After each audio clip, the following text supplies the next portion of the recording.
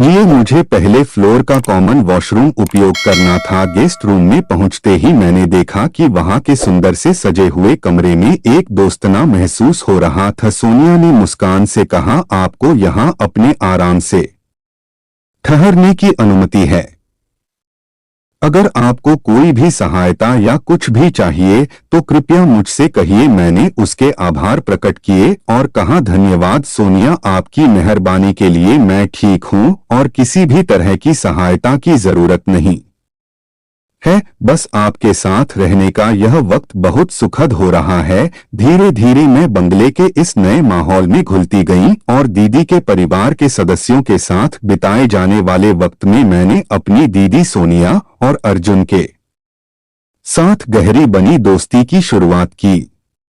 यह एक यादगार और साथ जीने वाले वक्त बन गया जो मैं हमेशा सबके साथ याद करूंगी। जब दीदी बाहर गईं, तो मैंने अपनी टी शर्ट उतारी और अपने बैग से तौलिया निकालकर फ्रेश होने के लिए बाहर के कॉमन बाथरूम में चला गया। कॉमन बाथरूम में नहाने के दौरान अचानक किसी ने दरवाजा खोल दिया। कुछ समय बाद जब मैं नहाकर बाहर आया तो सोनिया और काजल दोनों ही मेरी तरफ देखकर हंस रही थीं। हॉल में उस समय कोई और नहीं था, सिर्फ मैं, सोनिया और काजल थे। मैं अब इसे सच करने के लिए और भी उत्साहित था।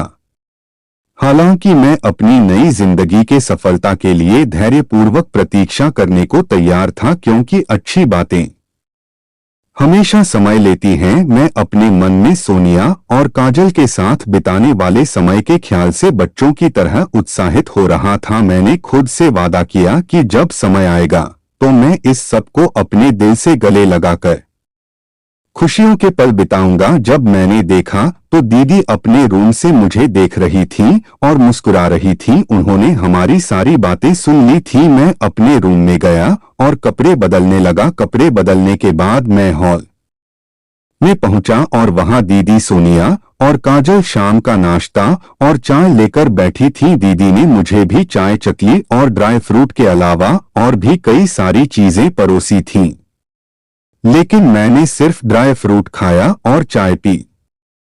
दीदी ने पूछा, भाई क्या खाना पसंद करेंगे? मैंने हंसते हुए जवाब दिया, दीदी ड्राई फ्रूट और चाय काफी है। आपने बहुत सारी मेहनत से इतना सारा बनाया है, इससे ज्यादा मुझे और कुछ नहीं चाहिए। सोनिया और काजल भी मेरे जवाब पर मुस्कुराईं और दीदी ने प्यार से मेरा मुंह सींचा। दीदी ने कहा, भाई आपकी चाय और चकली हमेशा तैयार रहेंगी और जब भी खुशी हो तब गले लगा लेना। बहन के पहुंचा और वहां दीदी सोनिया और काजल शाम का नाश्ता और चाय लेकर बैठी थी। दीदी ने मुझे भी चाय, चकली और ड्राई फ्रूट के अलावा और भी कई सारी चीजें परोसी थीं, लेकिन मैंने सिर्फ ड्राई फ्रूट खाया और चाय पी। दीदी ने पूछा, भाई क्या खाना पसंद करेंगे? मैंने हंसते हुए जवाब दिया, दीदी ड्राई फ्रूट और चाय काफी है। आपने बहुत सारी मेहनत से इतना सारा बनाया है, इससे ज्यादा मुझे और कुछ नहीं चाहिए। सोनिया और काजल भी मेरे जवाब पर मुस्कुराईं और दीदी ने प्यार से मेरा मुंह सींचा। दीदी ने कहा, भाई आपकी चाय और चकली हमेशा तैयार रहेंगी और जब भी खुशी हो तब गले लगा लेना। बहन के बिना इस घर की चाहत पूरी नहीं हो सकती।